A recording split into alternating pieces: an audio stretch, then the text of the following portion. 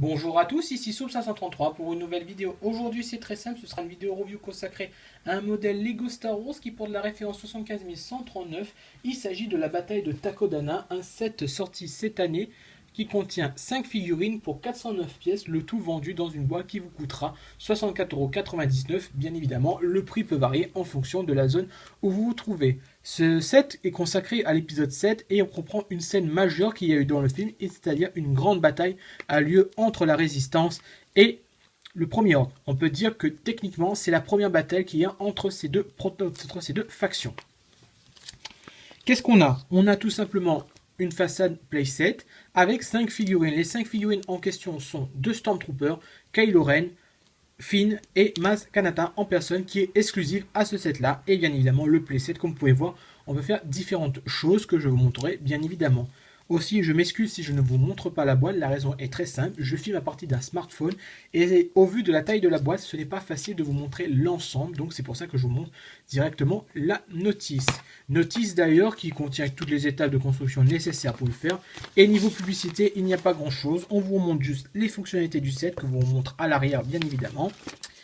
Une pub pour l'extension Master Your Force que je n'ai pas vu encore, que je ne sais pas si ça a du succès ou pas. Un peu de pub pour le Lego Club et bien évidemment la gagne, mais je suis toujours fan de la vieille gagne d'autrefois, tandis que cette gagne là, c'est un peu moins fun, moins drôle. Donc voilà, comme vous pouvez voir, la notice c'est du basique, ça me fait curieusement penser aux années 2005-2006, où c'est que voilà, tu avais juste ta notice, ta construction et c'est tout, pas plus de pub, pas plus de galeries, on vous montre l'ensemble des personnages ou quoi que ce soit. Là Lego est allé vraiment dans le plus simple, vraiment aller tout simple, dans le plus simple des cas. Excusez-moi, j'avais un petit chat dans la gorge. Donc voilà, c'est un set vendu à 64,99 € comme j'ai dit, et qui contient 5 personnages que je vais vous montrer les uns après les autres. On va commencer par le plus facile, c'est-à-dire les Stormtroopers ici présents. Donc voici le Stormtrooper que vous avez avec Blaster.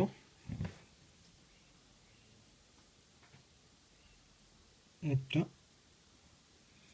instant, il faut que je m'habitue. Voilà. Donc voilà, un Stormtrooper que vous avez vu dans le Battle Pack du Premier Ordre, qui est sorti aussi en même temps au début de l'année. Et bien évidemment, si vous avez eu de la chance, l'année dernière, vous avez pu avoir le set du transport du Premier Board, qui contenait justement 2 Stormtroopers, et qui était d'ailleurs exclusif à ce set-là. Maintenant, le Stormtrooper du Premier Ordre commence à se démocratiser un peu plus. Donc c'est plutôt sympa. Et le deuxième Stormtrooper qui a la particularité d'avoir une arme de corps à corps. Donc vous avez tous vu le film et la fameuse baston qu'il y a eu entre lui et Finn. Et pour tous ceux qui veulent savoir, son nom c'est FN2199, mais vous le savez sur nous que en lisant dans les livres, bien évidemment. Cette information ne sera jamais donnée dans le film, bien évidemment, ce qui est un petit peu dommage. Mais sinon, ça va, c'est des Stormtroopers, donc ça vous permettra de compléter votre armée du premier ordre. On vous rajoute un semblant d'arme qui ressemble vaguement à celui qu'on voit dans le film, et un blaster. En moins, vous avez le choix, soit vous faites le Stormtrooper qui se bat au corps à corps, ou soit vous faites des Stormtroopers qui tirent au blaster. Vous avez donc le choix. Et ce qui est dommage d'ailleurs au passage, c'est que dans les pièces en rab qu'on vous donne, vous ne devez pas créer une deuxième matraque, alors qu'il manquait juste une pièce, c'était tout simplement la pièce manche blanche qu'il y a au milieu de la pince. C'est dommage, on aurait pu en avoir. Ensuite, troisième figurine qui n'est pas exclusive mais qu'on a déjà vu ailleurs, il s'agit de la figurine de Finn, qui est disponible dans le set du Faucon Millennium, qui est un set vendu à plus de 100 €. Donc déjà de le trouver dans un set à 60 €, c'est un peu plus abordable. Il est équipé du blaster. D'ailleurs, c'est un peu bizarre parce que dans la scène où on introduit justement dans la bataille, il se plaint de ne pas avoir une arme, alors que dans la scène précédente, il avait quand même un blaster au dos. Mais bien évidemment, Maz Kanata lui donne le sabre laser, mais je pense que bien évidemment, c'est pour aider l'intrigue scénario qu'on a l'habitude d'entendre. Qu'est-ce qu'on peut dire d'autre? Déjà, c'est graphique, c'est bon. Double tête. Et surtout, on reprend la veste qu'il y avait de Poe Dameron, donc c'est plutôt sympa. C'est une bonne figurine dans son ensemble. Ça rajoute un peu plus de diversité, donc c'est plutôt sympa. C'est une bonne figurine qui est équipée. Et bien évidemment, vous avez bien évidemment le choix, soit le blaster, soit le sabre laser. Mais dans la notice, on vous met les deux. Donc voilà, au moins, vous avez le choix de décider. Quatrième figurine, qui est considérée comme exclusive, mais qui n'en est pas vraiment une. Il s'agit de Kylo Ren, que vous retrouvez d'ailleurs l'année dernière dans son set La Navette, justement. La différence qu'il y a, c'est que la tête est différente. Pour son set de La Navette, on avait justement une tête minifig, mais avec ce casque, pour mettre tout simplement une capuche, pour que vous ayez choisissez la variation que vous aimez bien.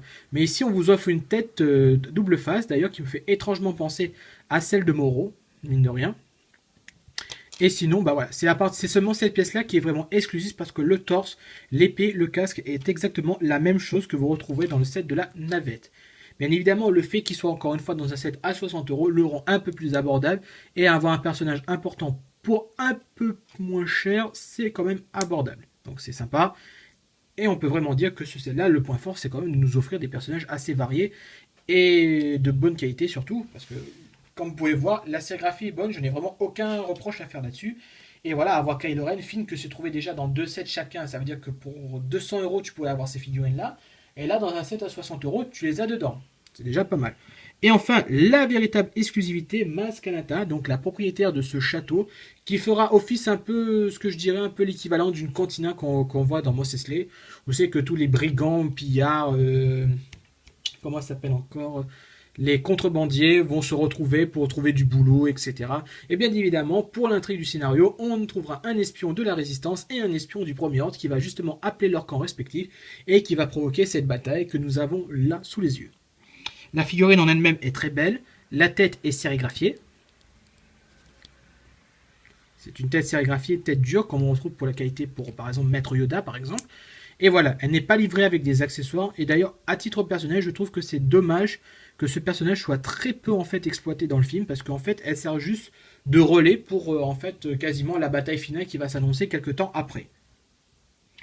Voilà, elle donne juste le sabre laser à Finn et c'est tout. Elle a fait un peu de blabla philosophique un peu avant avec Rey et c'est tout. Voilà, c'est un petit peu dommage. C'est le seul reproche que j'ai à faire au niveau de ce personnage là, mais sinon la figurine en elle-même est jolie. Rien ne coûte après plus tard de faire vos propres aventures avec elle avec vos figurines Lego.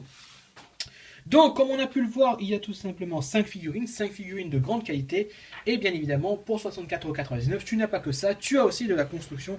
Et voici ce qu'on vous rajoute pour 64,99 €, un playset. Donc, ce playset, on va dire, c'est tout simplement une façade, donc on a l'habitude de voir chez Lego.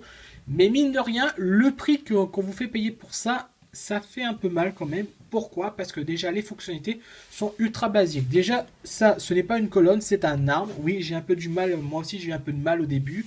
Ouvrez votre cœur, ouvrez vos chakras et vous verrez que c'est un arbre. Et c'est quand même un peu décevant. Parce que quand tu compares les arbres que Lego fait dans différents sets, tu trouves que là, ils se sont vraiment pas foulés là-dessus. Surtout que la seule fonctionnalité, c'est ça. Voilà, c'est juste pour tomber, pour dire que attention, il y a l'action. Autre fonctionnalité aussi, je vais vous montrer tous, comme ça vous ferez un avis en direct. C'est que vous pouvez tourner une manivelle à l'arrière pour faire tomber ces briques, pour dire attention, il y a une explosion, le premier ordre s'est visé. Oui, le premier ordre s'est visé malgré tout, ce qui m'a un peu surpris parfois dans le film. Même si comme par hasard, quand le Stormtrooper tirait sur Rey, il visait pile à côté, mais c'est vraiment la règle du purement par hasard. Où on aide un peu le scénario, on va dire aussi ça. Mais voilà quoi, donc voilà, vous avez de l'action, vous faites pan. Et ensuite vous avez aussi là, je les ai pas mis, je les ai retirés parce que je m'expose. Mais à part d'ici, vous avez une petite fente, vous savez, vous pouvez mettre des petites tiles noires pour représenter des cailloux des petits cailloux qui glissent. Vous pouvez voir noté ici qu'il y a aussi, je sais pas si vous allez bien voir avec l'angle, mais là c'est des stickers. Donc il y a très peu de stickers, c'est peut-être le seul point positif que je retiendrai dans ce set là. Enfin, un des points positifs, pardon, puisque vous avez ici, et c'est tout, hein, pas plus de sérigraphie, ce qui est déjà pas mal, parce que moi et la sérigraphie, ça fait 2. Excusez-moi. Donc voilà, les pièces sont là, et bien évidemment, vous pouvez ouvrir les portes, mais manuellement, hein, donc il n'y a pas de petite manivelle pour vous aider comme on retrouverait dans les précédents sets, enfin dans n'importe quel autre set d'ailleurs. Non, vous les ouvrez vous-même, vos portes, et puis c'est tout. Voilà, vous utilisez ça pour vous aider et c'est tout. Alors qu'avant il y avait une petite manivelle pour nous aider et c'est tout. Ah, et une autre fonctionnalité que je vous ai pas montré, c'est que ici il y a une caisse. Voilà, ici vous pouvez mettre une caisse cachée et faire pivoter pour faire sortir la caisse tout simplement. Donc c'est une petite cachette sans plus, hein, c'est le truc basique qu'on retrouve souvent dans les playsets. Mais comme vous pouvez le voir, vous avez payé quand même 64,99 € pour des fonctionnalités ultra basiques. Pour un set qui finalement, je veux dire honnêtement, quand tu compares le film à ça, t'es un petit peu déçu, quoi. Tu ressens un peu déçu. Je sais que souvent que dans les sets à licence, Lego avait l'habitude souvent d'utiliser les concept art. Mais là, quand même, je veux dire, j'ai un petit peu mal aux fesses. Surtout que ce qui est assez ironique dans la notice d'ailleurs, c'est qu'à l'intérieur, tu as quand même le set, enfin le château. Mais à l'extérieur, tu vois, avec le graphisme, c'est quand même l'intérieur du château. Et tu sens bien qu'il y a une petite différence, il y a quand même des petites différences quand même qui se font sentir. Surtout que par exemple dans le film, la porte qui contient plein de bannières, justement, bah, il y en a plusieurs bannières. Et là, on vous donne qu'une seule. C'est vraiment la pauvreté sur ce truc-là. Je sais que c'est un playset et qu'au vu des fonctionnalités, c'est fait pour le jeu. Mais après avoir joué, souvent, on met son Lego dans un coin, on expose, on admire quand même son modèle qu'on a construit. Mais là, il n'y a vraiment pas grand-chose à rajouter. Les fonctionnalités sont vraiment simples. Je suis désolé, l'arbre ne ressemble à rien, c'est une colonne tout simplement. Donc voilà, je vais vous faire toutes les fonctionnalités en même temps. Hop, voilà. Voilà. Et voilà. C'est tout. Voilà, 69 euros, 64,99 € bien investi dans un playset. Alors que pour ce même prix-là, je me rappelle, il y avait des playsets qui étaient de meilleure facture que ça. Donc, bah voilà, c'est tout ce qu'il y a à dire à peu près pour cette partie-là, ce qui est un petit peu décevant. Mais cependant, au vu des couleurs, je pense que ceux qui font du mock vont apprécier les différentes pièces qu'ils vous offrent, en particulier ce genre de pièces-là qui est quand même assez utile. Donc voilà, il n'y a pas d'autre grand chose à rajouter, c'est une façade, c'est un playset, des fonctionnalités, et tu payes à 64,99 €. Je rappelle ce prix-là parce que quand même, c'est Star Wars et on nous fait souvent payer cher pour pas grand-chose, mais là tu peux dire que effectivement tu payes cher pour pas grand-chose. Le seul intérêt qu'il y a là-dedans, comme j'ai dit, ce sont déjà d'une part les figurines, puisque la sélection des figurines est vraiment excellente. Je rappelle, 2 Stormtroopers, déjà de quoi compléter ton armée du premier ordre. Finn, qui était disponible dans le set du Faucon Millennium qui était vendu à 130 ou 140 €. La navette qui était vendue entre 100 ou 110 € en fonction de la zone que vous trouvez. Maz Kanata qui est la figurine exclusive à ce set-là. La véritable exclusivité pour moi de ce set-là. Et c'est tout. Voilà. C'est pour moi le point fort. Surtout que si jamais vous voulez acheter vraiment les figurines, par exemple, j'ai souvent conseillé d'acheter sur Brinklink, quand tu fais le total de Brinklink, ça correspond presque à ce que tu achètes le set là. Donc du coup, c'est peut-être mieux d'acheter le set directement que d'acheter les figurines à l'unité, sauf s'il y a vraiment qu'une seule figurine qui vous intéresse. Alors là, tu achèteras sur Brinklink, tout simplement. Et donc voilà, il n'y a rien d'autre à rajouter, à part peut-être ce pilier là qui peut se détacher, mais sans plus. Hein. Donc voilà, il n'y a rien d'autre à rajouter, c'est un playset, c'est fait pour être joué, pas vraiment fait pour être exposé, mais au moins vous commencez tout ça en ayant 5 bonnes figurines, voire même 6 figurines, puisque je ne l'ai pas... Attendez, je vais peut-être la chercher 2 secondes, parce que mon armoire est à côté.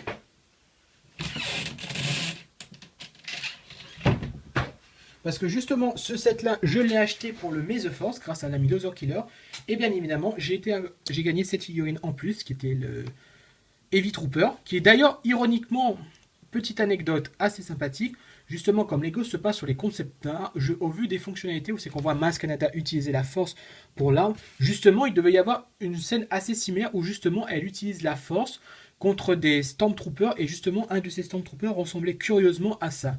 Donc ce qui prouve encore plus que vraiment Lego se base sur les concepts art et c'est ce qui se ressent un peu au niveau de ce set là. C'est vraiment basé sur les concepts art parce que moi je lisais un peu les leaks un petit peu mais en loose day. Et justement, le fait que Maz utilise la force et tout ça, ça renforce un peu l'idée que Lego avait la version préliminaire de cette scène-là.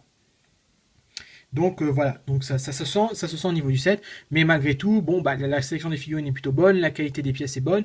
Je pense que le set en lui-même n'est pas terrible, mais les figurines et les quelques pièces qui peuvent être utiles à ce set-là, ça peut potentiellement intéresser du monde. Après, je ne vous conseillerais pas de le payer à 64,99 €, mais d'attendre qu'il y ait une promotion ou des soldes pour l'avoir. Parce que je pense que honnêtement, pour moi, si je devais vendre, pour moi, ce set-là aurait dû être vendu au moins à 49 € maximum. Parce que vu le contenu qu'il y a, c'est vraiment les figurines le point fort de ce set-là. Et c'est pas cette petite bannière ridicule ou les fonctionnalités qui vont dire le contraire. Autre chose qu'on peut aussi signaler, on peut se dire qu'on aurait pu avoir BB-8 et Rey, mais bien évidemment, je pense que Lego ne va pas non plus mettre tous les personnages importants dans une seule boîte, sinon il n'y aura plus d'intérêt pour acheter les autres boîtes, bien évidemment. Donc voilà, c'était tout, c'était la review sur le set La bataille de Takodana. J'espère que vous avez apprécié cette vidéo. Questions, commentaires, réactions, n'hésitez pas, je répondrai avec grand plaisir. Quant à moi, je vais vous laisser et je vous dirai sûrement à la prochaine pour une nouvelle vidéo sur la chaîne de Loser Killer ou bien sur ma propre chaîne, mais en tout cas une nouvelle vidéo devrait arriver. Et promis, je sais que ça commence à devenir un running gag, j'ai vraiment le taille des forces spéciales et je vais vraiment faire un jour cette vidéo review parce que j'aime beaucoup les chasseurs taille et c'est un de mes modèles préférés justement, donc il est temps de faire une vidéo là-dessus. Voilà, maintenant je vous laisse et je vous dis à la prochaine. Allez, salut!